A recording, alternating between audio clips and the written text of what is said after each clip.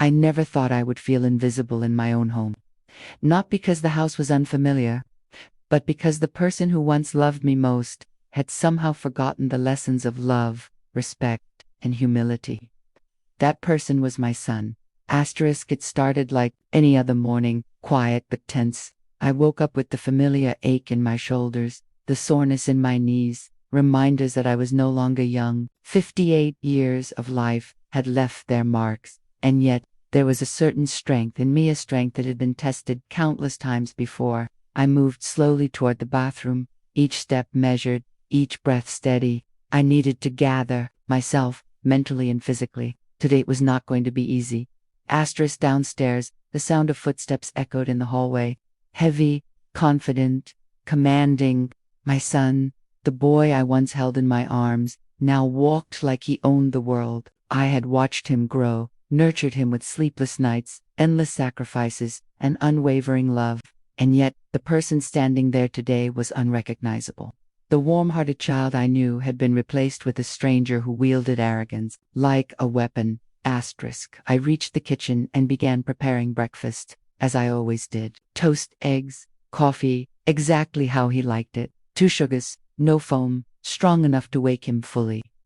Even after everything, even after years of being belittled, I still remembered the small details. Habits formed from love die hard. When he entered, I could feel the tension tighten in the room. He didn't greet me, didn't even glance in my direction. His eyes were glued to his phone, tapping aggressively, speaking to someone with a sharpness that made my chest ache. I placed the coffee in front of him quietly, avoiding his gaze, and hoped that maybe today he would be a little more considerate. Then it happened. He looked up at me, a grin spreading across his face, a grin so sharp, so mocking. It pierced through every layer of patience I had carefully built over the years. I'm the boss now, he said casually, as if announcing the weather. So don't just stand there. He pointed toward the hallway. The toilet needs cleaning. I froze. My hands, which had held him as a baby, which had comforted him through every scraped knee and broken heart, trembled slightly. I thought, for a brief, desperate second, that he was joking, that he would laugh and say, "Just kidding, Mum." But he didn't. He leaned back in his chair, arms crossed, watching me with the satisfaction of a conqueror. Go on, he added. You heard me. Humiliation spread through me like wildfire. Heat to my face, tightness in my chest, a trembling in my knees I couldn't ignore. I opened my mouth to speak, but no words came. How could I even respond to such blatant disrespect? I picked up the mop and bucket, feeling the weight of the world in my hands. Each step toward the bathroom was heavier than the last. The tiles were cold under my feet, a reminder of how far I had been pushed. As I scrubbed the toilet, tears fell silently into the water. Not tears of despair, but tears of anger, of injustice, of a quiet fury that had been simmering for years. While I cleaned, memories flooded my mind, memories of double shifts, scrubbing other people's toilets at night so he could attend school without worry, of skipping meals so he could eat, of wearing the same coat for 10 winters while he had new shoes every year, memories of bedtime, stories, of lullabies, of whispered prayers that he would grow up kind, humble, and strong. And now, this. When I finished, I stood slowly, looking at myself in the mirror. The reflection staring back was worn, yes, but not defeated. The body might have aged, the hands might have trembled, but the spirit, the fire inside me, was untouched. That night, I lay awake, staring at the ceiling. My son laughed downstairs, entertaining friends, oblivious to the storm that was quietly forming. They mocked me. They laughed at my age, my health, my existence. My son laughed the loudest. But in the quiet corners of my mind, a decision was made, not in anger, not in rashness, in clarity. I would take my revenge not with violence, not with loud confrontation, but with strategy, patience, and the truth that he had forgotten, who built everything he thought he owned, who had sacrificed more than he could ever imagine, who had raised him, shaped him, and carried him to this moment. The next day, I woke earlier than usual, my body stiff but my mind sharp. Every movement was deliberate. Every thought focused. I prepared breakfast, but this time differently. I poured coffee, but I didn't hover. I cleaned, but I didn't speak. I became invisible. My son would not see me as weak, but he would see that I was more than he realized. Asterisk as he stormed into the kitchen, phone in hand, barking orders at someone on the line. I placed the coffee quietly on the table. He glanced at me, irritation flashing across his face. "Make sure you clean the guest bathroom today," he ordered. I nodded. Yes, not a word more. I allowed him to believe he had control. That was my advantage.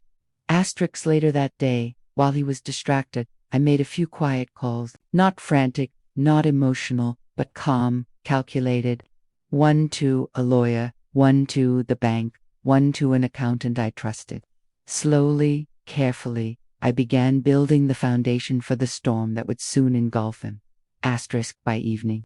His friends arrived, loud, confident, oblivious. They treated my home like a hotel. One of them remarked, "Your mom's still here?" My son laughed, proud, as if ownership of this house gave him all the power in the world.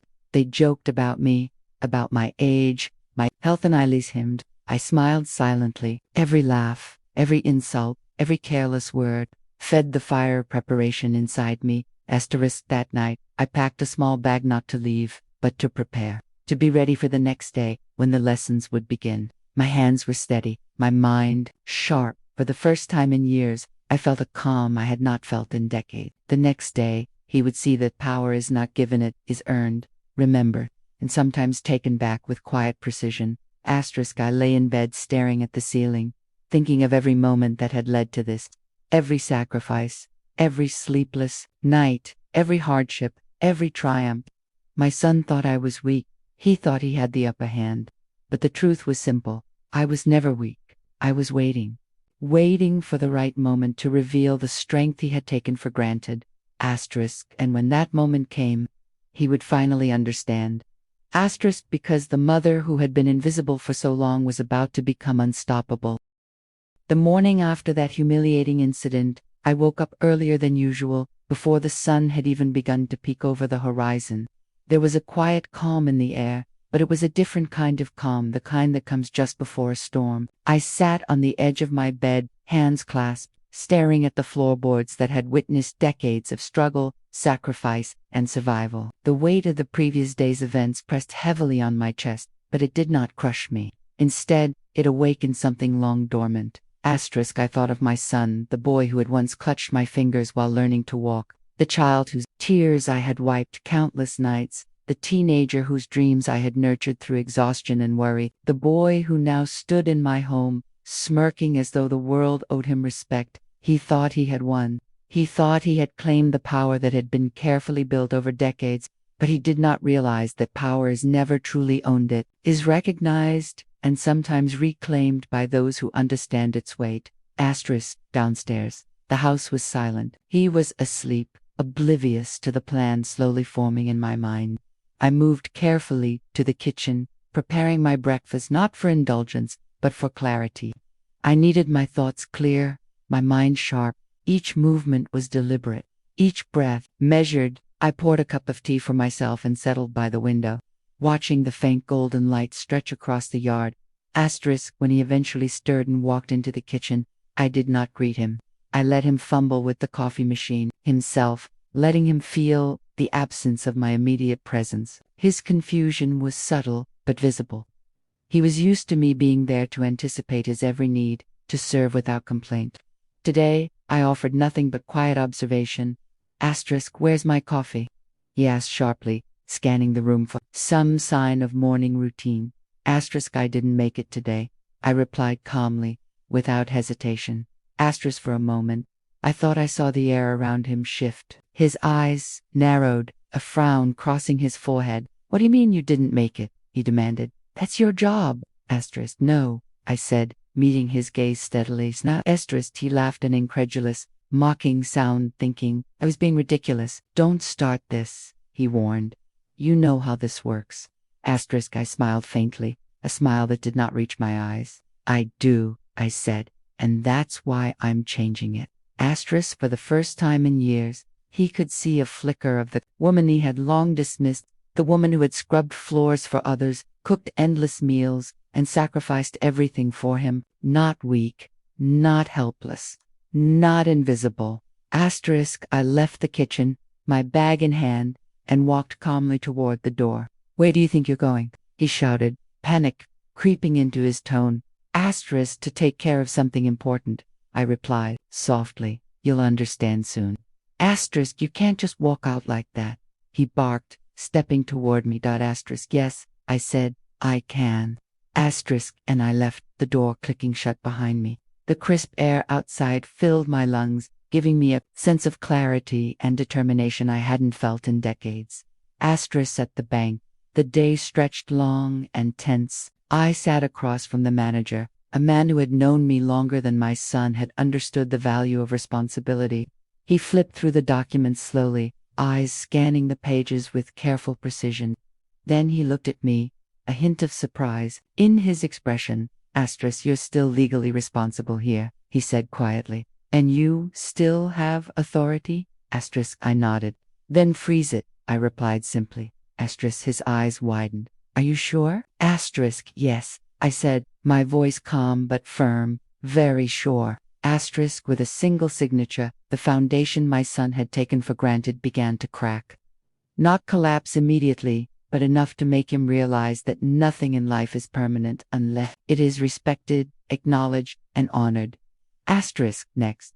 I visited the lawyer's office. She had warned me the previous day. Once you start this, there's no turning back. Are you ready? Asterisk, I've been ready my whole life, I said, a quiet intensity behind my words. It's time he learns what responsibility really means. Asterisk, together, we drafted notices, prepared documents, and established a legal framework that would soon teach him the consequences of arrogance and entitlement. Every decision I made was careful, precise, and deliberate. I was no longer reacting.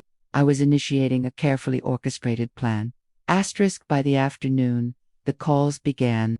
The first few were from business partners, confused and increasingly impatient. I did not answer. I let them ring. Let them leave messages. Each unanswered call added pressure, uncertainty, and tension. Asterisk, returning home that evening, I could feel a subtle shift in the air. That the house no longer felt like my son's kingdom. It felt tight, uncomfortable, as if it were holding its breath, waiting. I stepped through the door and immediately sensed the change. My son was pacing in the living room, face pale, hands shaking, phone pressed to his ear. Panic replaced arrogance. Confidence crumbled under the weight of consequences he hadn't foreseen. Asterisk, what did you do? He shouted the moment he saw me. The bank froze everything. My partners are calling. Are you crazy? Asterisk, I placed my bag down calmly, as if nothing mattered, as if the storm around us had no effect on me. I reminded the world who built this, I said softly. Asterisk, he flinched. You can't do this to me. I own this house. Asterisk, I shook my head slowly. No, I said, you live in it. Asterisk, silence fell, thick, heavy, and suffocating. Asterisk, his phone buzzed repeatedly, each ring breaking the tension like thunder. Calls from partners, from clients, from people he had long taken for granted. Fear was now etched into his face. Panic, shame, and humiliation replaced the arrogance he had worn like armor for so long. Asterisk, he sank into the chair, burying his face in his hands. I worked so hard for this, he whispered. Asterisk, so did I replied. And I worked longer. I carried more. I sacrificed more. And you forgot that. Asterisk, for the first time, he truly understood the depth of what he had dismissed, what he had taken for granted, his mistakes, his disrespect, his arrogance. They had consequences. Asterisk, I did not yell. I did not humiliate him further. I let the silence and the weight of reality speak for itself. I let him feel the power he had believed was his slip quietly from his hands. Asterisk, that night, I lay in bed with a sense of calm, knowing the next phase of the lesson was coming. Patience, strategy, and precision had brought me this far. The final lesson, the one that would imprint humility, responsibility, and gratitude into his heart, was just around the corner. And for the first time in decades, I slept knowing I had regained the upper hand, not through anger, but through quiet, unstoppable resolve. The following morning, the house felt heavier than ever. The walls seemed to lean in, pressing down with the weight of expectations, mistakes, and hidden truths. My son didn't greet me. He didn't even glance my way. His arrogance, once so loud and untouchable, had quieted into a tense, almost trembling alertness. The previous day's events had shaken him, and the reality he had always avoided was finally settling in. I moved quietly through the house, preparing breakfast with precision, though this time I deliberately made small mistakes in presentation, not enough to draw attention from an observer, but enough to subtly disrupt his sense of control. I watched him from the corner of my eye, noting his reactions. Every twitch, every sigh, every glance at his phone or the clock was a tiny victory. He had no idea I was no longer merely reacting. I was orchestrating. When he finally spoke, it was sharp, nervous. "Mom, what's going on?" I smiled faintly. "Nothing you can't handle." His fingers tapped the table, restless. His phone buzzed incessantly. Calls, messages, partners, associates all, demanding answers. I didn't intervene.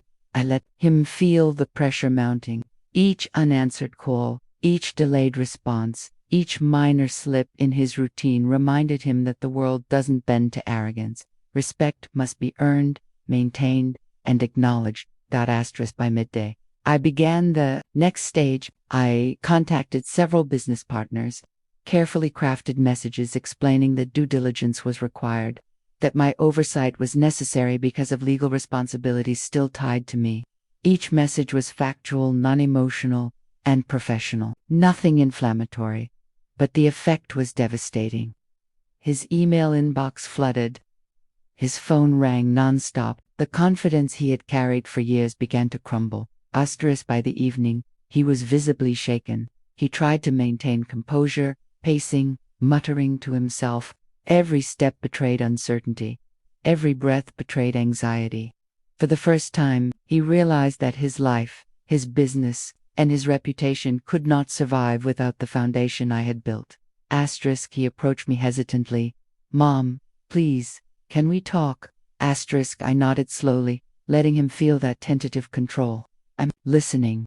His words tumbled out, rushed and uncoordinated. He explained the pressure he was under, the calls, the threats, the sudden realization that things weren't as secure as he had believed. I listened, silently, absorbing every detail.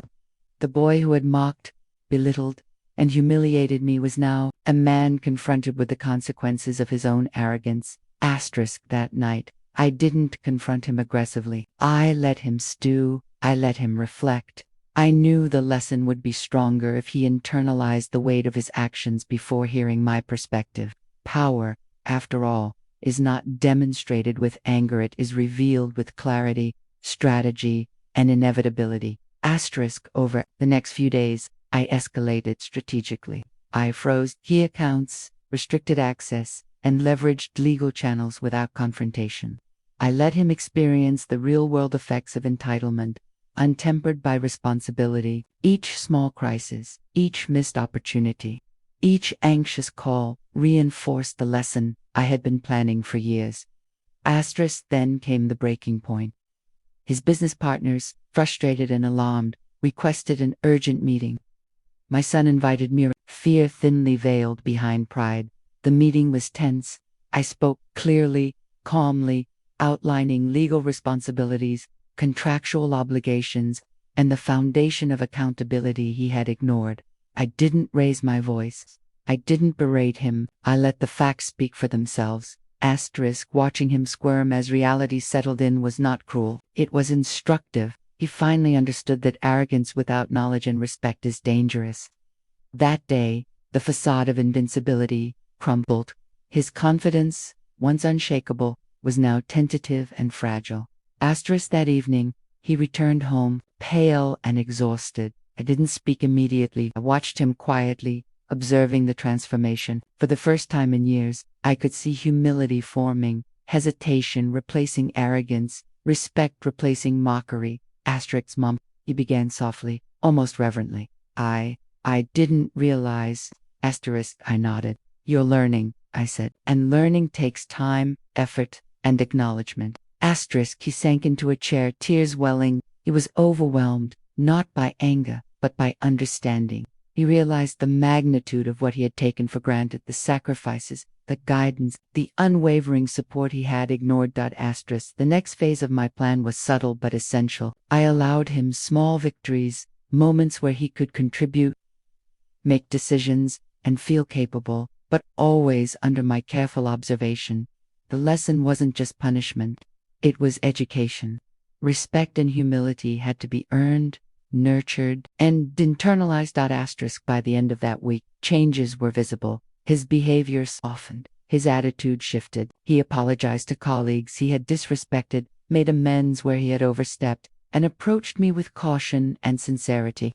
The boy who had laughed at my age and vulnerability was becoming a man who recognized strength beyond physical capability, the quiet, unwavering strength of patience, wisdom, and resilience. Asterisk. Through all of this, I remained composed, a calm center in the storm I had orchestrated. My role was not to dominate or punish, but to guide, to reveal, and to restore balance. The power he had taken for granted was now acknowledged, respected, and wisely understood. Asterisk. That night, as I lay in bed, I reflected on the journey. Years of sacrifice, endurance, and silent suffering had culminated in this moment. Not vengeance, born of malice, but justice delivered with patience and precision. The lesson was clear. Arrogance can only thrive in the absence of wisdom. And respect is never freely given, it is earned and recognized through action, consequence, and understanding. Asterisk. And for the first time in decades, I felt the quiet satisfaction of victory, not loud, not dramatic, but profound. The mother who had been underestimated, mocked, and dismissed had reclaimed her place, her respect, and her power. And the son who had mocked her had finally begun to learn the most important lesson of all. Strength lies not in domination, but in humility, awareness, and acknowledgement of those who came before you. The following morning, the house felt heavier than ever. The quiet was no longer comforting, it was tense, as if the walls themselves were holding their breath. My son moved through the rooms cautiously, eyes darting to every sound, hands twitching with the residual anxiety of the previous days. The arrogance he had worn like armor had vanished, replaced by fear and uncertainty. Every step he took reminded him that control is fleeting when it is unearned. Asterisk. I, on the other hand, moved with a deliberate calm. I prepared breakfast, each plate and cup placed with precision. I did not rush. I did not apologize. I did not beg for acknowledgement. I let him notice, subtly, the absence of my usual subservience. His reaction was immediate: a sharp glance, a tense tightening of his jaw, fingers drumming nervously on the table. The shift in our dynamic was palpable, almost electric. Asterisk. Mom, he began hesitantly, voice shaking slightly. I don't understand what's happening. Asterisk. I did not answer immediately. Instead, I observed him quietly, letting the silence press, letting him feel the weight of his own actions. The pressure mounted in the space between us, teaching him in ways words never could. Asterisk. By midday, the consequences of his arrogance had become impossible to ignore. Business partners called relentlessly, demanding explanations, questioning delays, expressing frustration. I did not intervene. I allowed him to handle what he had ignored for so long. The anxiety etched into his face was the perfect teacher, far more effective than shouting or punishment. Asterisk. When he approached me again, shoulders slumped, eyes wary, I spoke softly. Do you understand now? Respect, responsibility, humility, they are not just words, they are foundations. Asterisk. He swallowed hard, nodding slowly. I see that now. I didn't realize. I didn't understand. Asterisk. I let him sit in that moment of revelation. It was crucial that he internalized it. The realization was painful, but necessary. Asterisk. Over the next few days, I orchestrated subtle lessons to reinforce the message. Small tasks he had once dismissed, responsibilities he had mocked, were now placed in his hands under my careful supervision. He stumbled, faltered, but gradually began to understand the magnitude of effort and accountability. Each minor success was coupled with reflection. Each mistake was an opportunity for learning, not humiliation. The final blow, however, came one evening when he received an urgent call from a major business partner. The news was disastrous. Decisions delayed, obligations unmet, reputations at risk. He turned to me, desperate and vulnerable. "Mom, help me," he whispered, the arrogance of days past, replaced with humility and fear. I nodded slowly. "I will guide you, but you must understand the lesson fully. Control without respect is nothing. Power without responsibility is meaningless." He listened, really listened, for the first time in his life. He asked questions, sought clarification, and began to make amends not because he was forced, but because he genuinely wanted to correct the wrongs he had created. The transformation was subtle, yet profound. By the end of the week, the house had changed. Conversations were measured, interactions respectful. My son no longer balked orders or laughed at my age. He approached me with caution, humility, and acknowledgement. The boy who had mocked me had begun to mature into a man who understood the gravity of his actions. In me, I felt a quiet satisfaction deeper than any victory I had ever known. Not revenge born of malice, but justice delivered through patience, wisdom, and strategy. I had taught the lesson not through anger, but through controlled, deliberate consequences. One evening, as we sat together quietly, he looked at me and said, "Mom, I am sorry, I was wrong. I didn't appreciate anything you did for me. I never realized how much you sacrificed." I nodded, a small, proud smile touching my lips. "And now you understand. That understanding is worth more than any punishment I could have given." The weight of years lifted from my shoulders. The tension, the humiliation, the long days of invisible labor, they had all culminated in this moment of acknowledgement, respect, and restored balance. I had reclaimed my place not through shouting, not through dominance, but through patience, intelligence, and unwavering resolve. As night fell, I reflected on the journey. The mother who had been underestimated, mocked, and dismissed had finally restored order in their household. The son who had once laughed at her age and vulnerability had learned humility and responsibility. The lessons were harsh, the paths long, but the outcome was just. I lay down that night, a quiet calm enveloping me. I had taken control in the most effective way possible, not with anger, but with wisdom and strategy. And in that victory, I felt unstoppable. The boy who had once mocked me had grown, and the woman who had endured everything had finally